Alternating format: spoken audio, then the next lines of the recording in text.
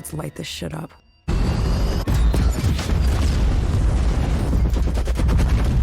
Alpha beast Cthulhu from underwater explored. Mankind was not absolutely alone among the conscious things of Earth, for shapes come out of the dark to visit the faithful few, said Lovecraft in his famous story, The Call of Cthulhu.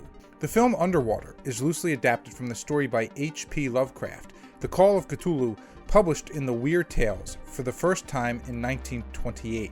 At first glance, Underwater appears to be a blend of Leviathan, Deep Star 6, and Abyss, as well as subaquatic alien ripoff. It was not until the plot delves 11,000 meters under the sea in the gloomy depth of the Mariana Trench and puts us face to face to a malevolent Lovecraftian creature that we are assured of something unique in the story. This 2020 sci-fi action horror film is penned by Brian Duffield and directed by William Eubank. The film was shot in 2017, but the release was delayed due to Disney's purchase of 20th Century Fox.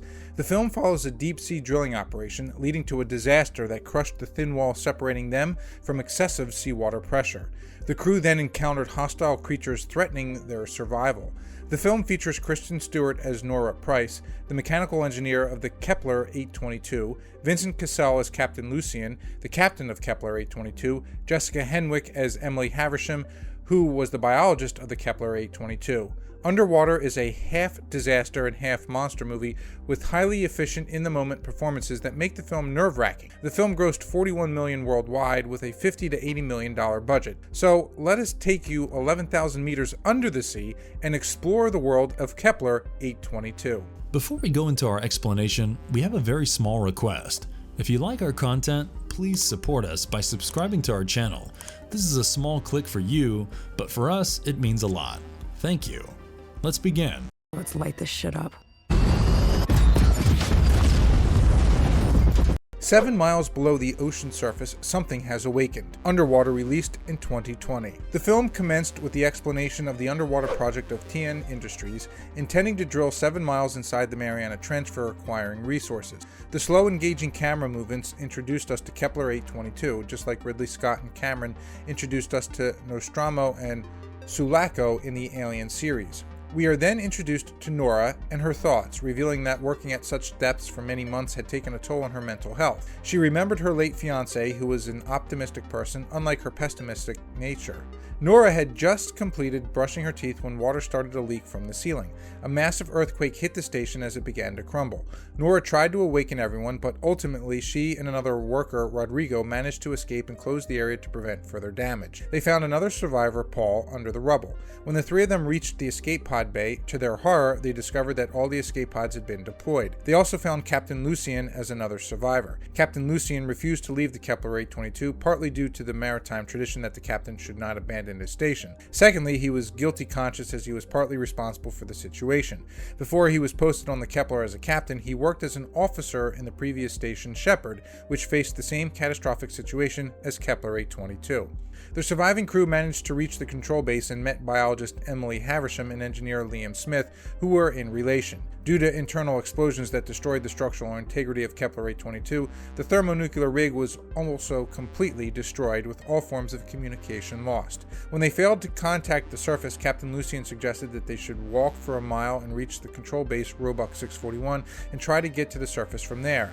As they put on their pressure suits and descended in the freight elevator, Rodrigo's faulty helmet cracked due to pressure and killed him instantly. Rodrigo? Guys, what's going on? Keep the door closed! Keep that door closed! These airtight pressure suits weighed almost 100 pounds. The actors indeed had difficulty wearing the suits for a long time. The remaining crew noticed a distress signal from one of the escape pods. Distress signal from one of the pods. How far? 200 more meters. As Smith and Paul investigated, they found a body in the rubble. Suddenly, a creature emerged and attacked them. When Smith killed the creature and the biologist examined it, only to discover that it was an unknown species. While they debated whether the species was an adult or an infant, they heard loud thumps from outside, confirming that the murdered species was indeed an infant.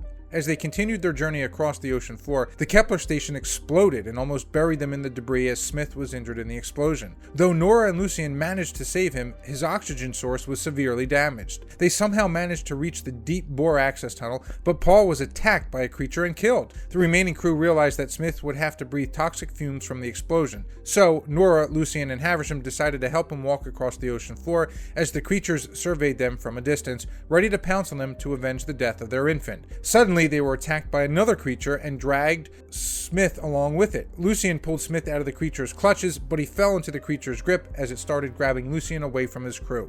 Norah tried to save Lucien, but he finally sacrificed himself so that Norah could escape from the change in pressure. Norah reached the abandoned Shepherd station and found that Lucien had also worked in the previous project and knew about the creatures and their involvement in the drilling operations. Norah then wore a new pressurized suit and continued walking towards the Roebuck station. She reunited with Haversham, who was dragging Smith towards Roebuck station. As they entered the station, they found it to be a den of creatures hanging from the ceiling in hibernating status. The trio decided to sneak by without disturbing the monsters, but to their bad luck, Haversham's pressure chute, which was low on oxygen, started beeping and one of the creatures was awakened. Norah was partially swallowed by the creature, but she saved herself by firing a flare gun inside the body of the creature and slaughtered it.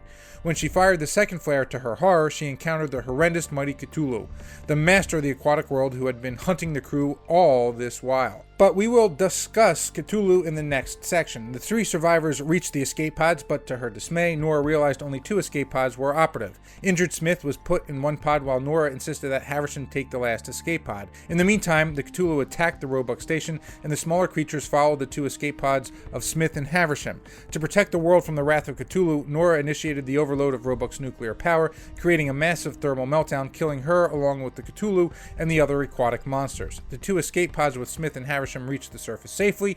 TN Industries, just as before, refused any cooperation with the investigation of the events and quoted that they would soon resume their drilling process right from where they were left. Starting from the direction, everything about the film, like acting, set designs, the underwater costumes, cinematography, and musical score, was perfect, generating the claustrophobic aquatic environment required for the film.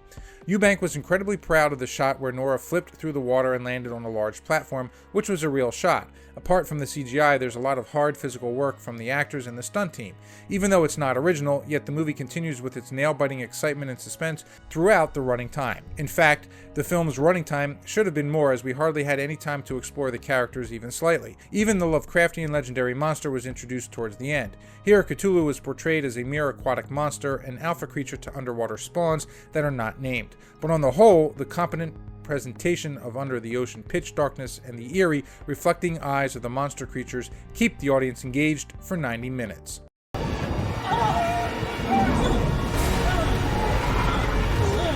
Cthulhu Underwater Monster Explained. Let us first explore the fictional entity Cthulhu, which had been created by the fantasy horror legend H.P. Lovecraft, published in Weird Tales magazine in 1928. Lovecraft had described the creature as a monster of vaguely anthropoid outline, but with an octopus-like head, whose face was a mass of feelers, a scaly, rubbery-looking body, prodigious claws on hind and forefeet, and long, narrow wings behind. It is said to be so monstrous and terrible in appearance that people who see them lose their sanity. According to Lovecraft, the Cthulhu was supposed to be the priest or leader of the Old Ones. The Old Ones were a species that had arrived on Earth from the stars long before human beings existed on the planet. But the Old Ones were known to become dormant while their city went beneath the Pacific Ocean. They had been using telepathy to communicate with human beings, while Cthulhu was worshipped by uncivilized people in places hidden from the normal world. It was believed Cthulhu would rise and rule the world when the right time came. Afterward, Lovecraft wrote other stories on the Cthulhu universe like The Nameless City and The Whisperer in the Darkness. After his death, many authors like Robert Bloch, Stephen King, and others began to write stories in Cthulhu mythos. Unfortunately, in the film Underworld, Cthulhu has been represented as an enormous aquatic monstrous creature without any supernatural power, wisdom, or extraterrestrial origin. No one became insane at the sight of Cthulhu, which is one of the unique features of this mighty leader of Old Ones. At the beginning of the film, we see that earthquake started the massive destruction of the Kepler 22 station. At first, it was thought that the instability in the ocean crust had caused the tremors, but in reality, the earthquake was due to the waking up of the Cthulhu from his hibernation, the rumbling noise and the giant footsteps of which can be heard moments before the explosion if listened very carefully. The prophecy of the awakening of Cthulhu was becoming true in front of Norah's eyes. In the story, The Call of Cthulhu, the mighty Cthulhu was accidentally released by a band of sailors stepping on a portal leading to his home. Underwater alters the plot slightly, and it is understood that Norah Norah and her crew had awakened and released the Cthulhu from his slumber by their deep-sea mining. In the Call of Cthulhu, the sailor had lost most of his crew to the Cthulhu and finally managed to enter his ship inside the monster's head, causing enough damage to the mighty aquatic lord, and he managed to get away with his life. But despite the damage caused to the Cthulhu, the mighty monster started to regenerate itself. According to Lovecraft, Cthulhu still lives, too, I suppose, again, in that chasm of stone which has shielded him since the sun was young. His accursed city is sunken once more. He must have been trapped by the sinking whilst within his black abyss, or else the world would by now be screaming with fright and frenzy. Who knows the end? What has risen may sink, and what has sunk may rise. So if we follow his story, we may conclude that God is still alive, waiting patiently for the next group of miners to arrive and get devastated under his wrath.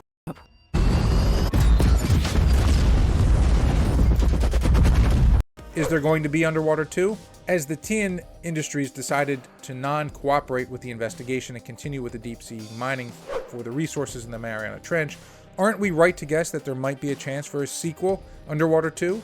The film has been appreciated mainly by horror fans than the mainstream audiences. Though nothing of a sequel has been heard so far, I guess the producers will decide after assessing the response of the audience from the home video release.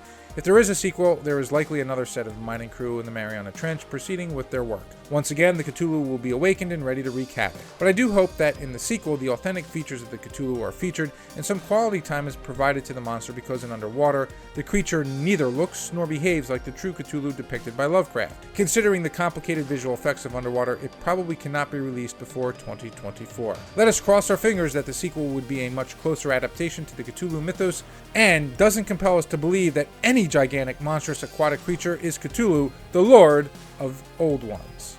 And if you liked our content, don't forget to leave a like and subscribe to us if you haven't already. Have a good one and be safe. Thanks everyone.